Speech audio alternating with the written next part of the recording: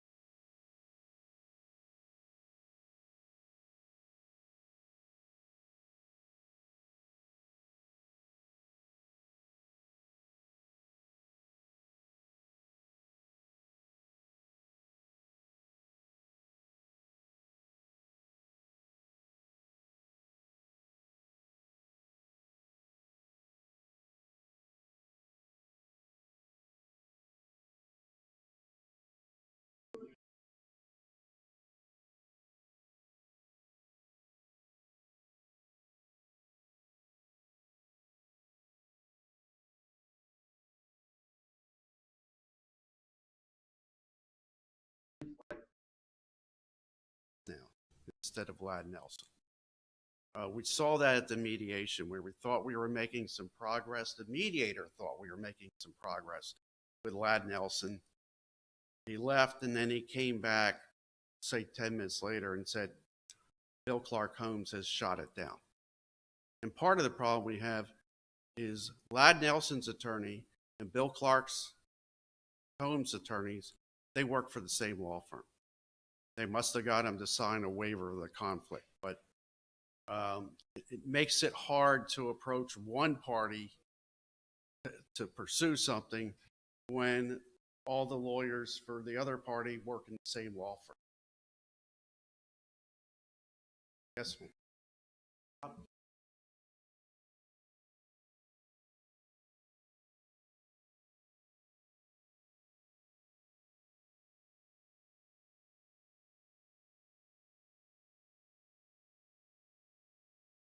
Did everybody hear the question?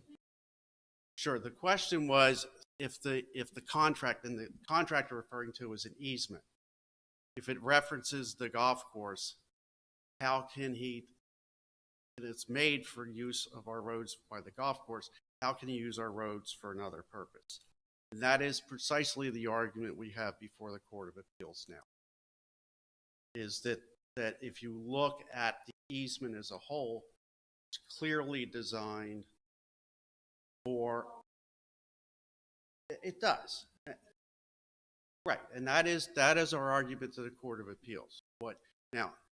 Understand, I'm going to say something here, and I am biased my viewpoint, but their lawyers take language which what we would say is out of context and say, well, this language gives us a full easement problem, and that's why we believe we have a good argument in front of the appeals.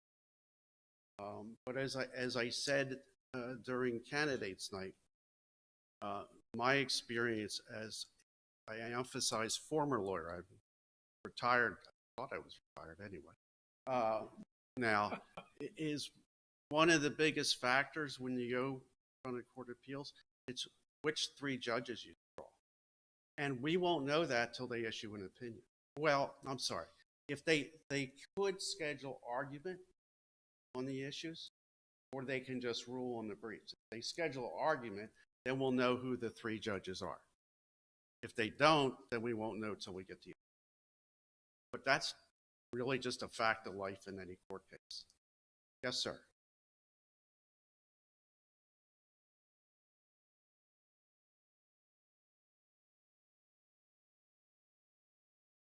Okay. Well,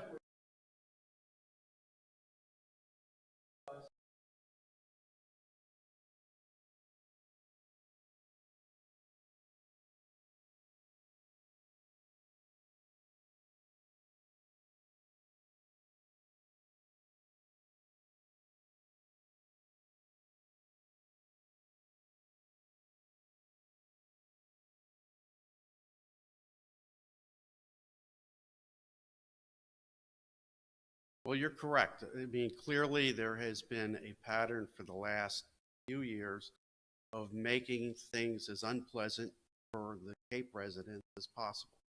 Probably emphasized by the fact that a couple, and I'll get back to your question, but you just reminded me of something I wanted to say, is in terms of the effort to make it as unpleasant as possible, um, there was a neighbor, I call him the Good Samaritan, who wanted his own money, his own decision, purchase a commercial grade mower, started mowing the golf course. Everybody was so happy. It was such a big, and he was threatened with having the sheriff come and charge him with trespass for it.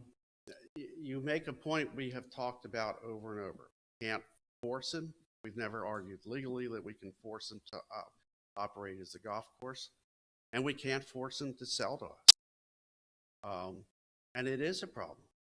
I think as long as Ladd Nelson is alive, I think he has a bitterness towards the Cape residents. He blames everybody for the golf course not succeeding itself, including, he says, the Cape residents did not support it, which first of all isn't true, but regardless, that's his perspective. And I have to say, Sam, it's a good point. It's a point we struggle with. Our feeling is if we block first of all, our focus isn't so much, our primary focus is what happens if they develop. And it's not just the fact that people who thought they were going to have green space behind their home now have another home. Our primary concern is we already have trouble with our stormwater drainage system and the infrastructure. And if you put hundreds more homes here on a system that wasn't designed for it, where is that going to put us? And so the primary focus is stopping the development. If you're right, if we win, we can't force them to sell, and I've learned using common sense or common business sense, dealing with Ladd Nelson isn't necessarily a good thing. He would think at some point he would get sick of it and sell it to him. But we don't know. Right.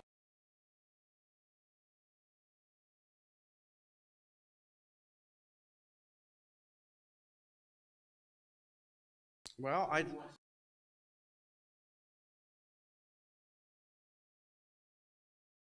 agree.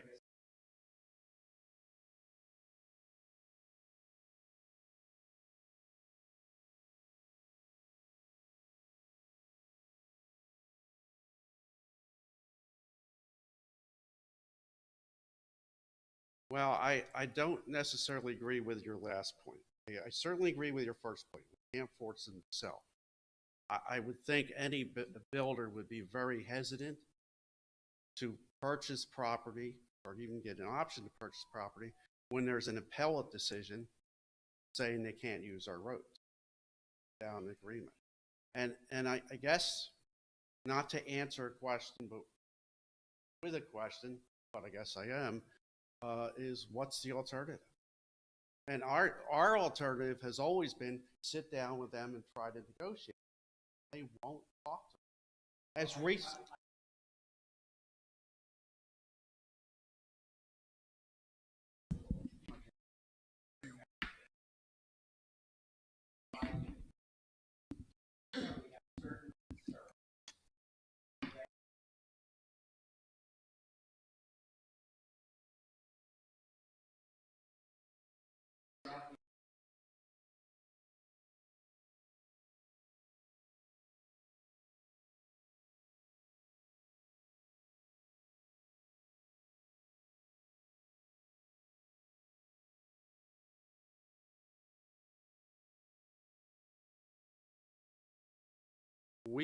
we have done something very similar to that. I mean, we have communicated to them our primary concerns, in the context of saying we want to sit down, we want to negotiate, and we're going to tell you up front, these are what we see as.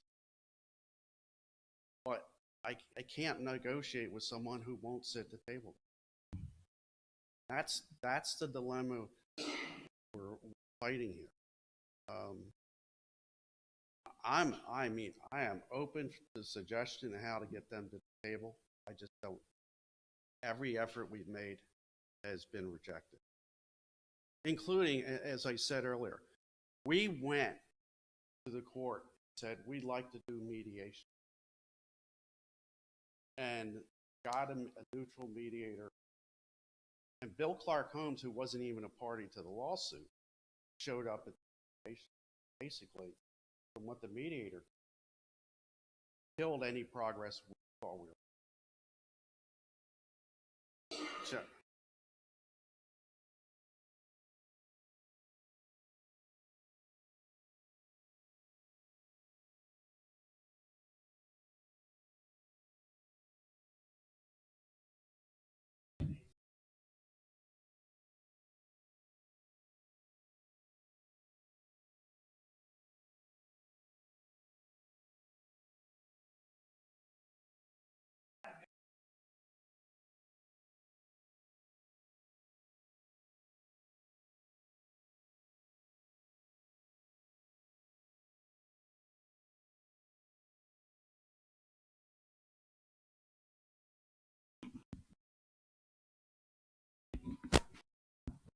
My question to the HOA is, obviously they believe that Nelson no longer drives the bus, and it is Bill Clark who drives the bus. I have a feeling that Bill Clark and Lad Nelson have different opinions as to what they want to do, and it's very obvious. But it's just come to light to me that Bill Clark's attorneys and Lad Nelson's attorneys come from the same firm. And if that's so, has the HOA's attorneys looked into the fact that that has to be a conflict of interest? Because it doesn't serve our interests. It's not serving Lad Nelson's interest. The only interest it's serving is Bill Clark. And he has an MO of doing this all over the place. Goes into a contract with someone, traps him into that, and now you're stuck in litigation for years and years and years. He's got more money than sense, Lad Nelson. Bill Clark has more sense than money, probably, but he's not caught up in the trap like we are, and Lad Nelson is. Have they approached the conflict of interest point?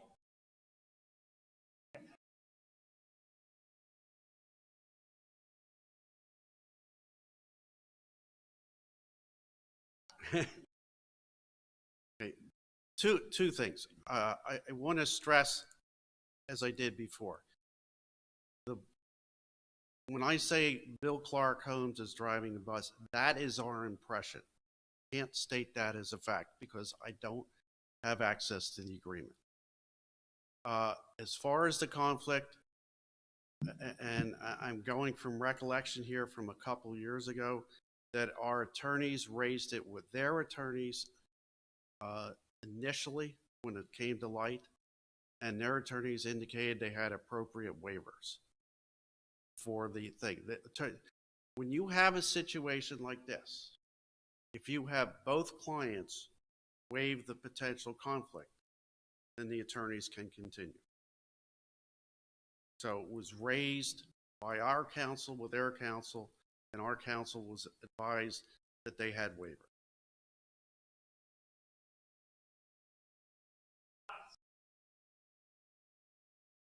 I'm sorry, I don't understand that.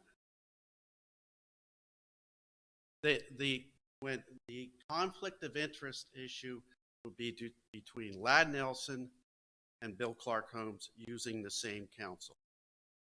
And they have internally signed whatever documents, but believe me, their attorneys aren't stupid. Their attorneys have to have those conflict of interest signs to protect themselves from a lawsuit from one client or another. And when our attorneys indicated that, at least that's my best recollection, I'm sure our attorneys addressed it with them. I can't remember specifics of the communications. Their attorneys indicating they had the waivers of conflict. Our attorneys never doubted it, and frankly, I never doubted it, because they would be, this is a sophisticated law firm, and they would be extremely foolish and reckless to represent two parties in this situation without those conflicts of interest. I'm sorry.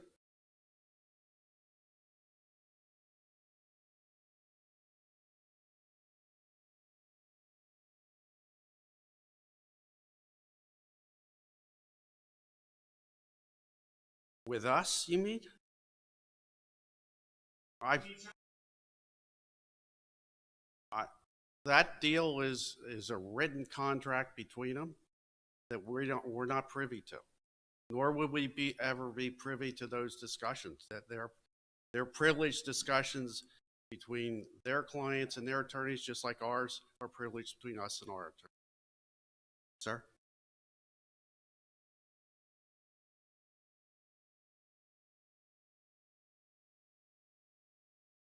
Oh, I'm sorry. They need you at the mic. Or you know what? We have a mic. If the wire's long enough. Thank you, David. Frank Amoroso, 8732 Sedgley Drive. I have two questions regarding the county and the role of the county in this whole mess. First has to do with taxes.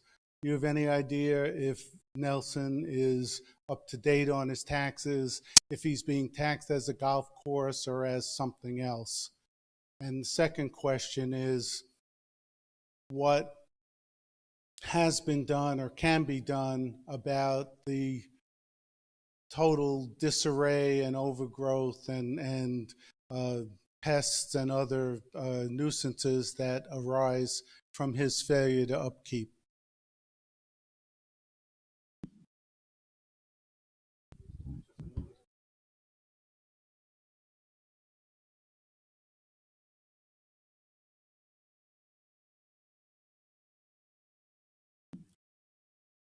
Um, our best understanding, we know he's being taxed, apparently as green space because it's not developed yet. And I was just advised by Doc, we're not seeing any delinquencies in the record for taxes. Kind of shocking. Your other question, I didn't say that out loud, did I? The other question, we have been in constant communication. We had the fire department out here to have them cut back the houses. Jesse talks to the county like probably every week, every other, about drainage issues, about overgrowth. I mean, we have been constantly, anything we can do, not only on the drainage issues, but the overgrowth.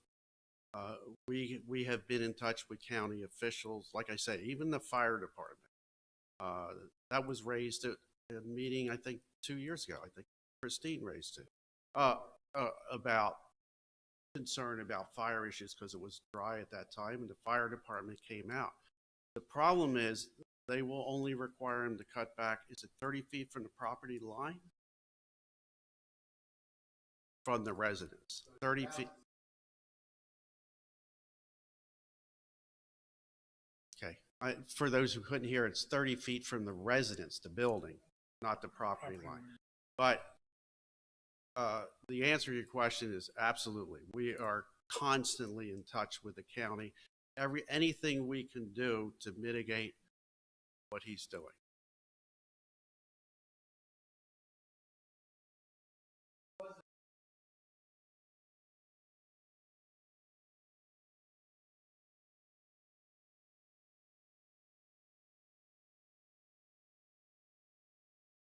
I don't know that. I don't know that. I don't know. I don't know the answer.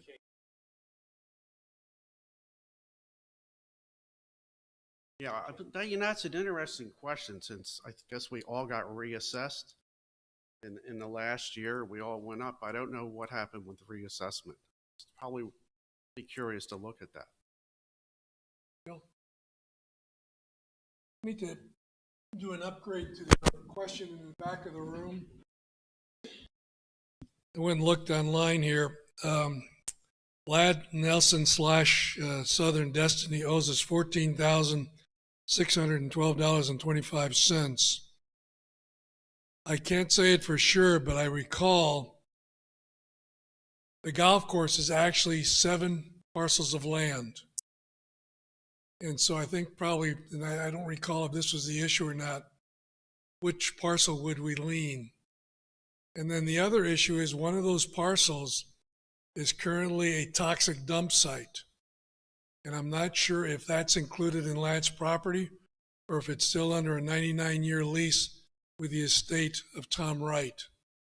So there are some complicating issues there. I mean, the fact that, whether or not he's being taxed as a golf course or open land, who knows? And I know that Sam, a couple of weeks ago, Bill Clark and Lad Nelson and someone else were down looking, trying to find the drain pipes. And apparently they never did find them, although they could have come to Jesse and he would have told them exactly where they're located. I am very much concerned with flooding because I had 6 inches of water in my backyard several weeks ago, and the reason is because the pond behind our house is now at least 18 inches above its normal level. Thank God we haven't had a storm. I know most of you understand that we're living on a sponge, and when we get heavy rains, some of you are going to have squishy lawns. So something to think about. And if they add 222 homes, which is the original plan put forth by Lad Nelson Southern Destiny, you're talking about a lot of impermeable surface and no place for the rain to go. Something for y'all to think about.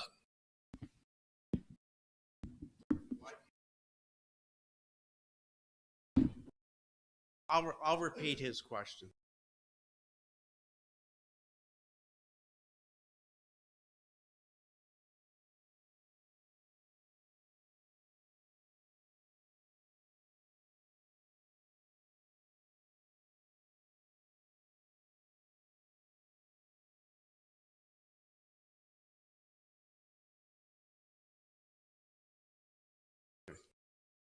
Just for the people at home, what Mike said is when he was on the board till last year, they had checked on the tax status, and Mr. Nelson was paying about $24,000 a year on the property. Yes, sir.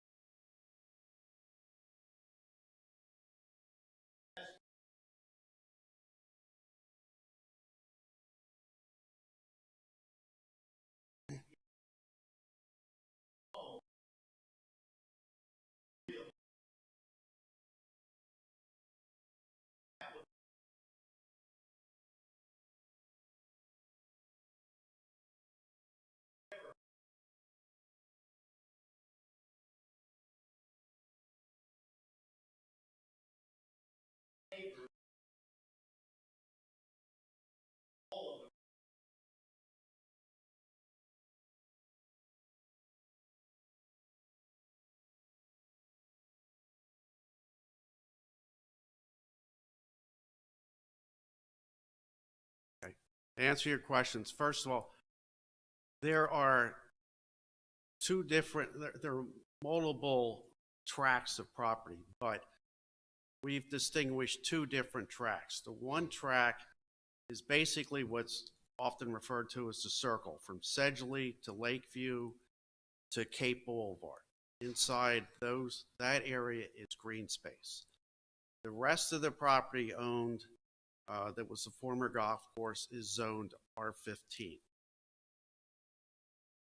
There is a concern that they can trade green space. In other words, if there's portions of the golf course off of Lakeview that would probably be very difficult to develop because of drainage and flooding, that they could make that green space and start developing inside that circle I described. I'm not saying anybody has said that, but that's a concern we monitor and look at. In terms of rezoning, and I do not pretend to have any expertise in property law, my understanding is, first of all, that Bill Clark Homes isn't trying to rezone anything, and that the only person who can seek rezoning is the owner of the property. And since they're not going in to rezone it, we don't have standing to go in and seek rezoning. I will go to one point of your question.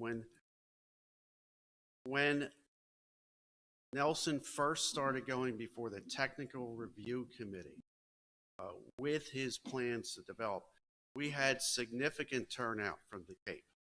The residents really turned down in force. We had speakers there against it.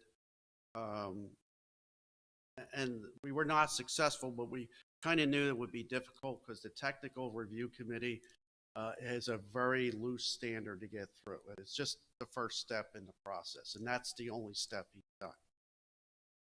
But I mean, certainly, if Bill Clark Homes, if they're successful in the litigation, start to go in to the planning commission, I would expect a large turnout from this neighborhood from that. I would expect, based upon what we saw before, there would be a lot of people turning out. Yes, ma'am.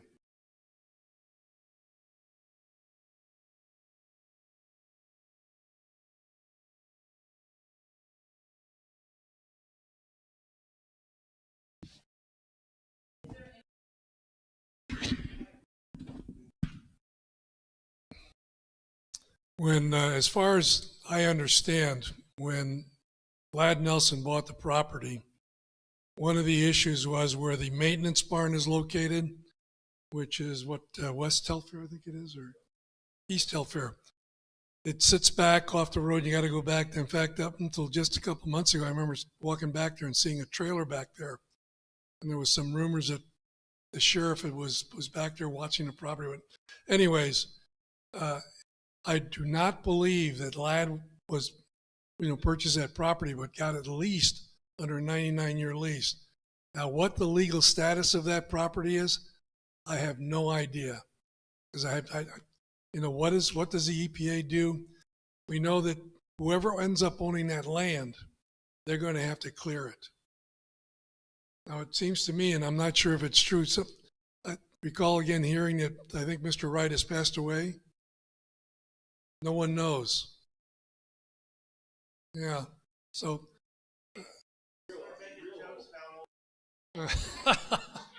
So I wish I had a better answer for you, but like.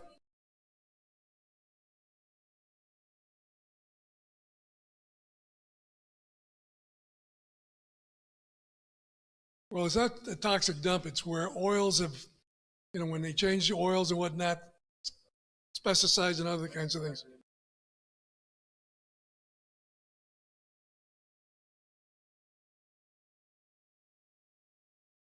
Yeah, what they're doing is the county's already monitoring, or the state monitoring there's wells near that site, and so they're monitoring to make sure there's no contamination.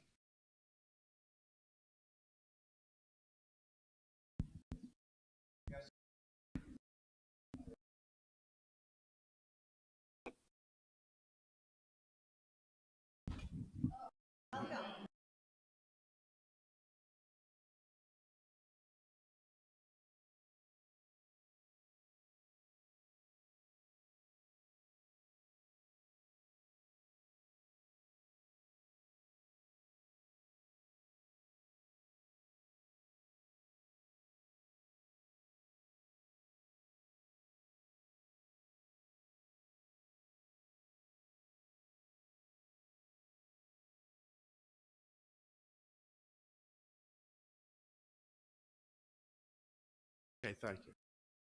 And for those at home, Mr. Schimmel went through some numbers that I'm not going to try to repeat, but indicated that Mr. Nelson's tax bill has actually gone down in recent years by 50%. Is that what you? All right. If there are no more questions, we don't have a slide for it, but the next issue to discuss is the church property at our entrance. We have been, as you know, it went up for sale. We started hearing from residents as soon as it went up for sale that it's something we should be looking into as a board and as a community as a possible way to get amenities back in the Cape. We have been doing that, and I'm going to have Robin Webb from the board give you a little bit of an update on where things stand. So for people that are new to the neighborhood, we have a Cape Communications group that meets every month. And about 3 months ago during a meeting, every single person present was very passionate that the board should pursue purchasing the church. So following that, we set up a small committee of residents. Thank you, Tom Messett and Curtis Simmons, for serving. To determine whether we should look at the feasibility of developing amenities in our current common areas or pursuing the church based on the size. And it was unanimous that we should pursue the church. At that point, the board was approached to pay for an inspection on the property. That was conducted on August 12th, and the report was very thorough. It was a great job. The findings of that report weren't anything unusual based on the fact that it's a 30-plus-year-old building made of wood in the south with poor ventilation. So no surprises. It's going to need some repair. At that point, we set up another small committee of residents with construction experience. Thank you to Harry Otterbein for volunteering, as well as Robbie Barnes. So over a few sessions, we were able to build cost estimates for completing building a pool, a 40 by 60 pool with 20-foot cement surround all around, building renovation including new roof, siding repair, structural repair, all cosmetic upgrades, fencing, outdoor furniture, umbrellas, equipment, and pool accessories, extensive landscaping, and road noise and resort feel. So those numbers are estimates at this point. They have not gone to bid, but we felt we had enough to look at financing. Mike Bodner in the past had sent me information for a capital brokerage company that only works with HOAs to finance projects such as ours. So I've been in contact with that person, that contact, for about 3 weeks now. Sent all our financials to them, and there is a company that we could work with. They're looking at a 4% interest rate. The project costs, they wouldn't get to this point, but they've approved up to $1.75 million. We're expecting to pay less than that. And that's where we're at. I have a meeting tomorrow with him over the phone, and then the board, hopefully Monday, will put these numbers together. One of the things that's important is, especially for new residents with young families, an assessment of $1,500 or $2,000 to buy into this whole program, purchasing the church, developing these amenities, might be expensive.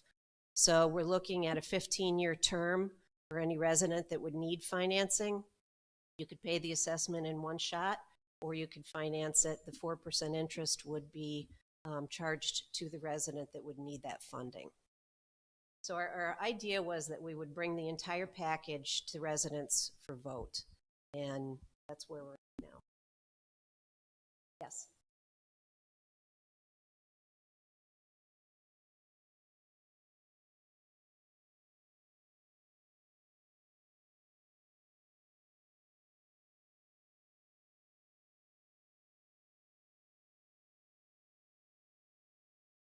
They're two unique transactions.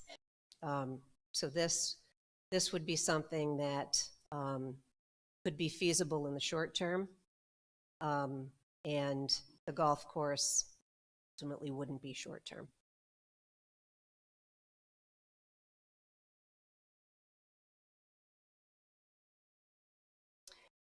That's a good question, actually.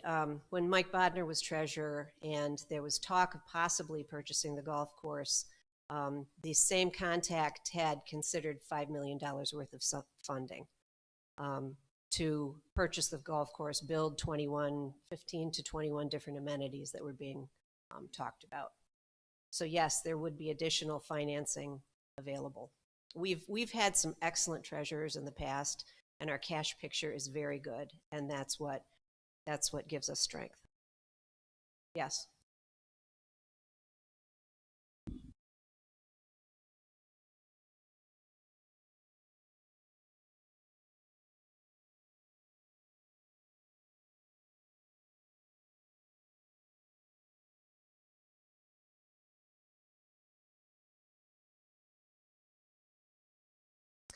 So first of all, it's 1.2 million. That's the market, or that's the listing right now. And it's 2.62 acres. When you look at the property, it's actually bigger than it is because of all the brush and the trees in the far back left corner. Actually goes back quite a ways. And your third question, I'm sorry. Oh. Well, no, actually, it's got significant square footage. It has plumbing for 4 bathrooms. It's got multiple offices. Our thought was to, and this takes us back a little bit, but we had meetings with the owners, and our thought was to lease it while we did some homework and got some numbers together to bring to the residents to vote on. And we thought we would have the fall festival there, or we could do some type of open house to get people in there to see what it looks like. It's a decent building. The difference between building new with that square footage and repairing it is over $1 million. So to keep it, there was also the buyers that we thought we were working with as the responsible parties had some emotional attachment to it too. And so we thought, well, we'll just renovate it and name it after, and that'll work in our favor. So money-wise, it really is much better off to repair it. Yes.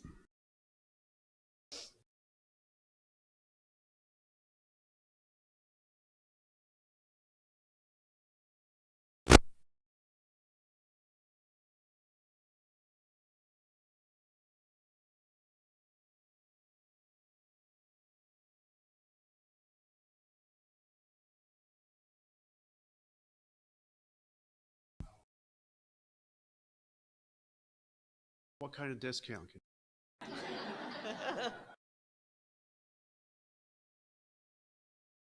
Yeah.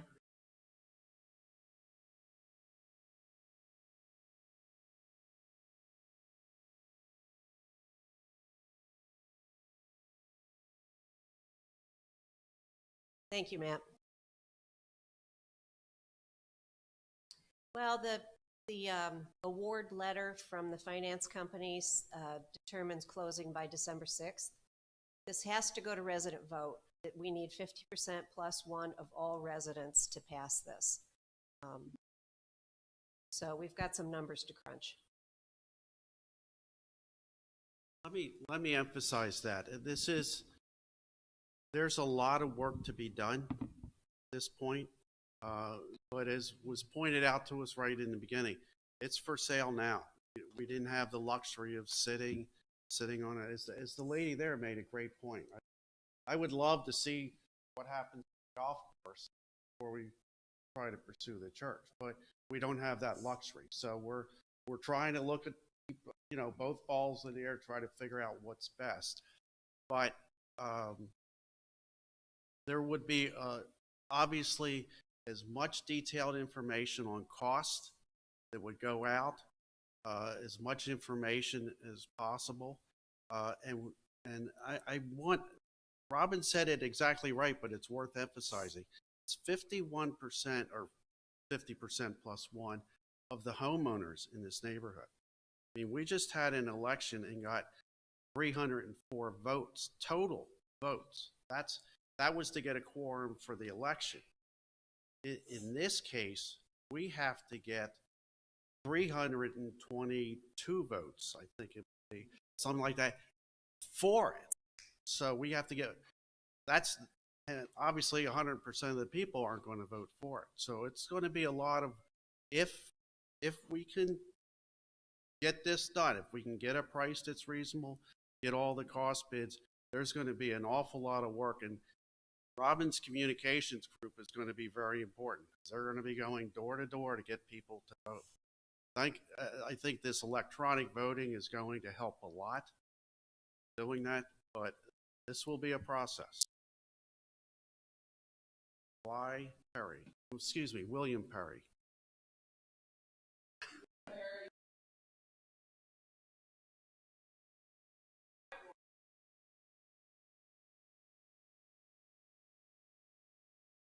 Yeah.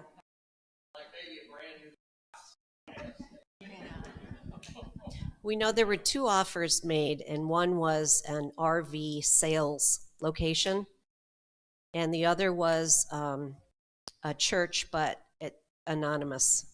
So anybody who owns it, like was said, once you own it, you can rezone it. So you won't. Luckily, though, our purpose, with the way it's zoned right now, we would fit perfectly into the zoning. It's for private use, recreational use. Jesse feels pretty strongly about that.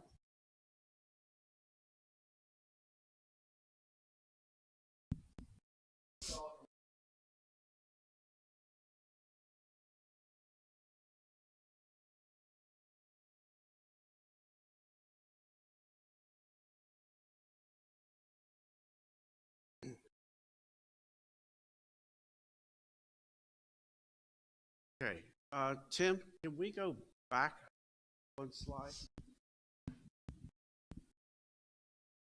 There. Many of you have not met Brittany Harry, our new administrative assistant, who has been doing a great job.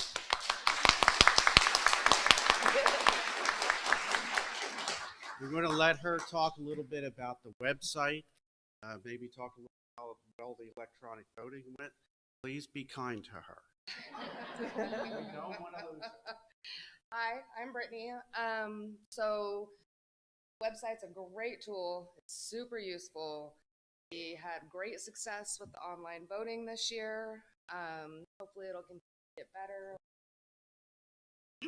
Like you said, we had 304 people actually cast their votes on, sorry, got distracted, on the website, which is great. There's all sorts of information on there that all the everything you guys need to know, that we know, that the board knows on the website.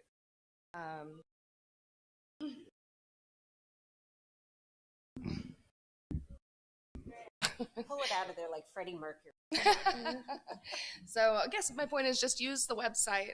There's so much on it, and we're gonna start utilizing it more and more to get more information out.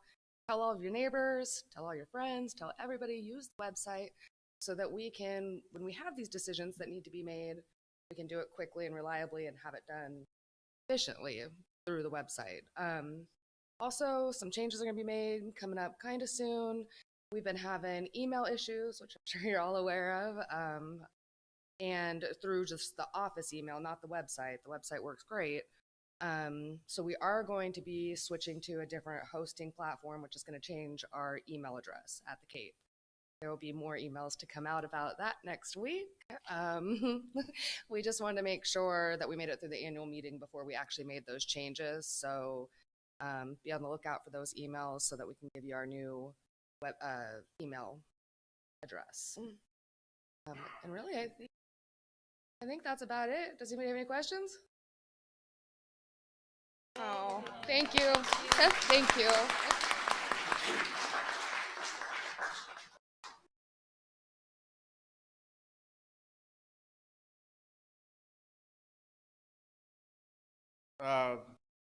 Don't have Alice Devaney and Julie Lentz are head of the social committee. So Robin is going to cover for them. Really quickly, they still meet monthly, but due to COVID, of course, we haven't been able to do much. Next slide. Oh, sorry. We haven't been able to do much because of COVID, of course. So a few of the events have happened, historically haven't. We've had a couple TGIFs. Thanks to Judy Shaw, we had a fall festival parade this year. She kind of brainstormed that one. It was fun. But we really look forward to being able to meet again as a community. There is one more TGIF left, and it's the end of this month, and you'll be getting a notice as to whether that's going to be held or canceled. So I wish there were better news, but okay. Okay. Next will be the ACC. Carrie Violet, the chairperson of ACC, is out of town. John Webb was going to give the presentation. He's a little under the weather today. So Robin still has the mic, so she's got it. All right. So this says we have 6 volunteers on the ACC. For the past year, we've only had 4. For 641 residents, 4 people on the ACC, it's a lot of work. To get quick approval for home improvement projects, we're always looking for more people to join this committee. We have 2 new recent people that were added, and thank you so much for volunteering.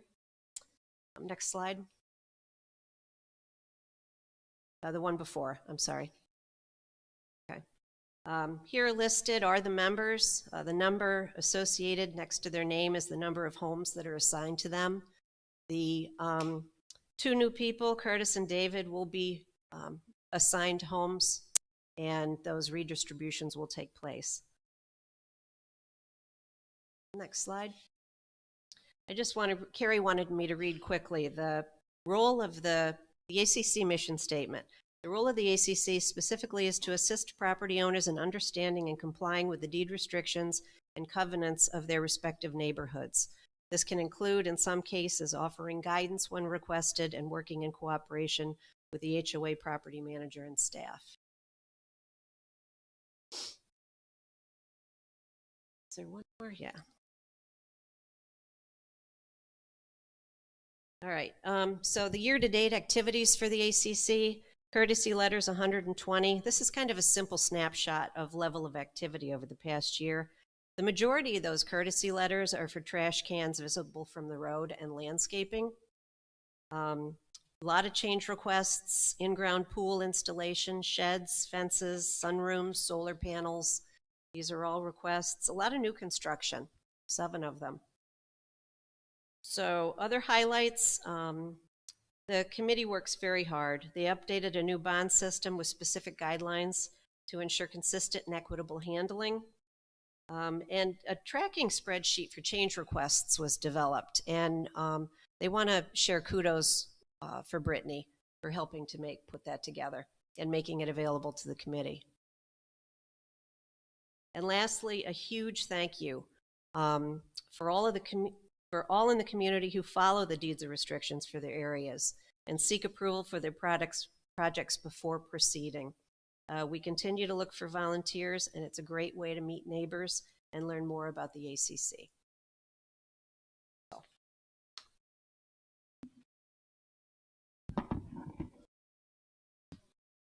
Yeah, you have ACC question? I'm sorry.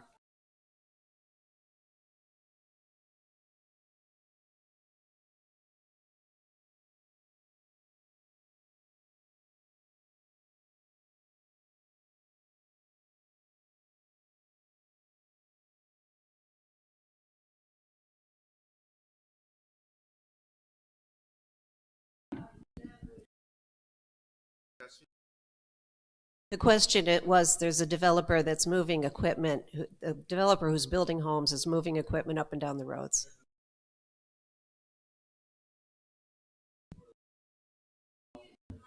Yeah.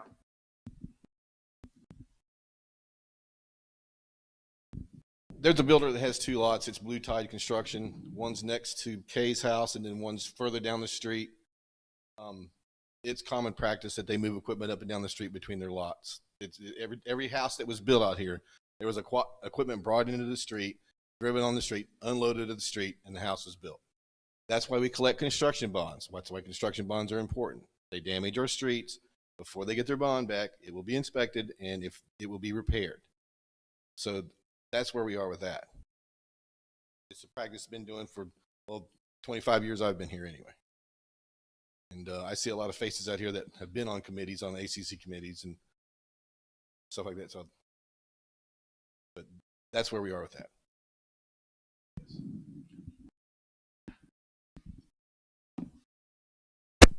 Okay, before I bring Diane Frawley back up, are there any general questions for any members of the board?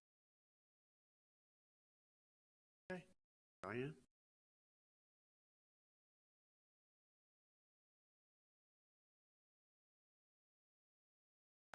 David.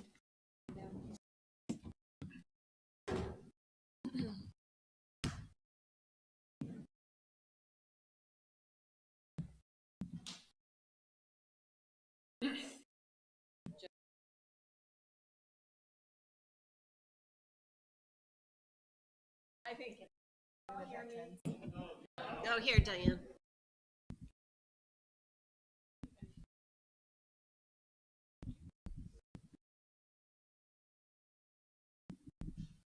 Okay. According to the bylaws of our association and the results of the voting as tabulated, certified by myself as the election judge, I declare the following elected by a plurality of the votes cast. Bill Connolly, David Echeverria, Cam. So to all of you, ladies and gentlemen of the Cape Homeowners Association, I have the privilege and honor of presenting and installing the individuals who've been elected by you to serve as board members of our association. Elected members, I now ask the following of all of you. Please raise your right hand and respond after each question. Do you accept election to the Board of Directors of the Cape Homeowners Association, and will you perform the duties to the best of your ability? Will you promise to uphold all provisions of the association's bylaws and articles of incorporation? Will you promise to uphold all provisions of the deeds of restriction of all sections of the Cape? Thank you. You may lower your hand.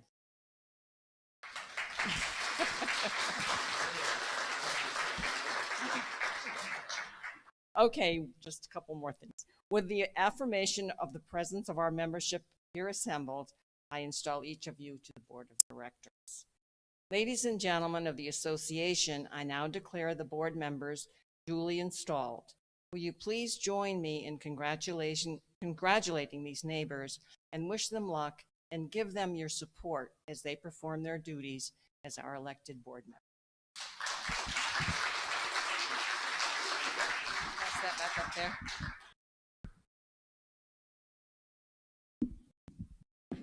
I'd like to just take one moment to thank Carol Audubon and Charles Cook also for offering their services to the Cape.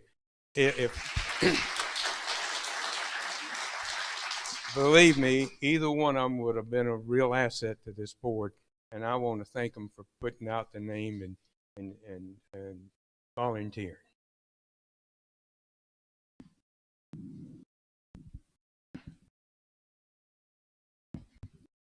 That the last slide, Tim? Okay. John Tiganella makes a motion, we adjourn the meeting. Jack, come on. Jack Cardinal seconds. All in favor, say aye. Aye. Motion carries. Thank you all for coming.